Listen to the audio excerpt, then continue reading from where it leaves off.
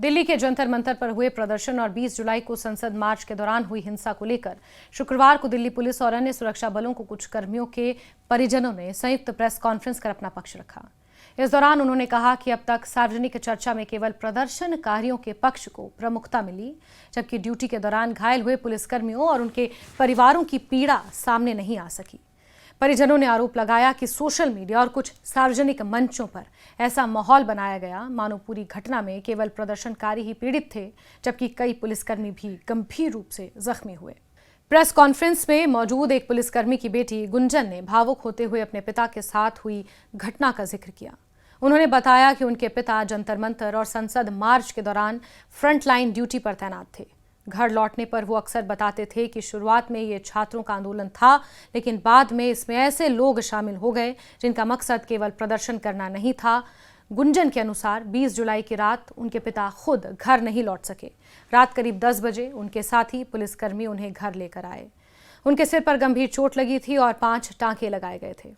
उन्होंने कहा कि जब उन्होंने अपने पिता को देखा तो उनकी वर्दी पूरी तरह खून से सनी हुई थी। यह दृश्य उनके परिवार के लिए बेहद दर्दनाक था। गुंजन ने यह भी कहा कि घटना के बाद सोशल मीडिया पर उनके पिता जैसे पुलिसकर्मियों को ही कटघरे में खड़ा किए जाने लगा। उन्होंने आरोप लगाया कि जिन लोगों पर पुलिसकर्मियों पर हमला करने के आरोप हैं, वही पुलिस के खिलाफ कानूनी लड़ाई लड़ते हुए उन्हें दोषी साबित करने की कोशिश करते रहे।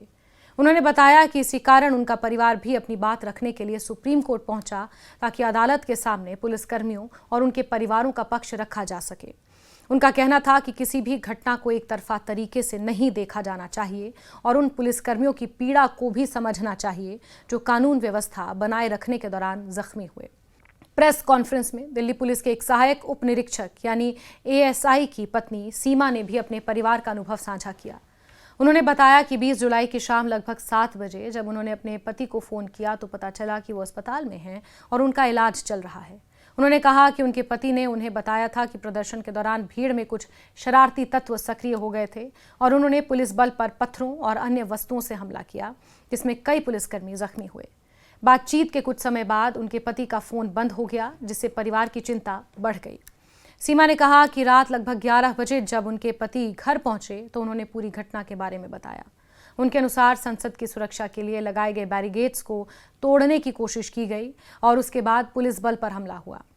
उन्होंने बताया कि ड्यूटी के दौरान उनके पति को जो सुरक्षा हेलमेट मिला था वो पूरी तरह टूट चुका था।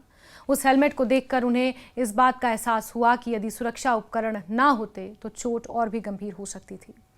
उन्होंने कहा कि उस क्षण उनके मन में अपने पति की सुरक्षा को लेकर गहरा भय पैदा हुआ। सीमा ने संसद में बैठे जनप्रतिनिधियों से भी अपील की कि प्रदर्शन और हिंसा से जुड़े मामलों पर चर्चा करते समय केवल एक पक्ष की बात ना हो, बल्कि उन पुलिसकर्मियों और उनके परिवारों की भी आवाज़ सुनी जाए जो अपनी ड्यूटी निभाते हुए जख्मी हुए। उन्होंने कहा कि 20 जुलाई के बाद लगातार ये नैरेटिव सामने आया कि केवल छात्रों के साथ पुलिस ने कठोरता की, लेकिन उस दिन की घटनाओं का दूसरा पक्ष भी है जिसमें पुलिसकर्मी भी हिंसा का शिकार हुए। उनके अनुसार इस पहलू पर भी गंभीरता से चर्चा होनी चाहिए। प्रेस कॉन्फ्रेंस के दौरान मौजूद अन्य परिजनों ने भी कहा कि पुलिस और सुरक्षा बलों के जवान किसी राजनीतिक दल या विचारधारा के लिए नहीं, बल्कि कानून व्यवस्था बनाए रखने और संवैधानिक संस्थाओं की सुरक्षा के लिए अपनी जिम्मेदारी निभाते हैं। उनका कहना था कि प्रदर्शन के दौरान यदि किसी भी प्रकार की हिंसा होती है तो सबसे पहले उनका सामना ड्यूटी पर तैनात पुलिसकर्मियों को ही करना पड़ता है। ऐसे में उनके साथ हुई दुर्घटनाओं को भी निष्पक्ष रूप से सामने लाना जरूरी है। इस पूरे घटनाक्रम के बाद जंतर मंतर प्रदर्शन और संसद मार्च को लेकर बहस और तेज हो गई है। एक और प्रदर्शनकारी पक्ष पुलिस पर कार्रवाई का आरोप लगा रहा है, वहीं दूसरी ओर पुलिसकर्मियों के परिवारों का कहना है कि हिंसा में घायल हुए सुरक्षा कर्मियों के दर्द और बलिदान को नजरअंदाज नहीं किया जाना चाहिए। उनका मानना है कि किसी भी घटना की निष्पक्ष जांच तभी संभव है जब सभी पक्षों की बात सुनी जाए और उपलब्ध साक्ष्यों के आधार पर निष्कर्ष निकाला जाए। फिलहाल 20 जुलाई को हुई हिंसा के संबंध में विभिन्न मामलों की जांच जारी है। पुलिस और संबंधित एजेंसियां उपलब्ध वीडियो, प्रत्यक्षदर्शियों के बयान और अन्य साक्ष्यों के आधार पर पूरे घटनाक्रम की जांच कर रही हैं।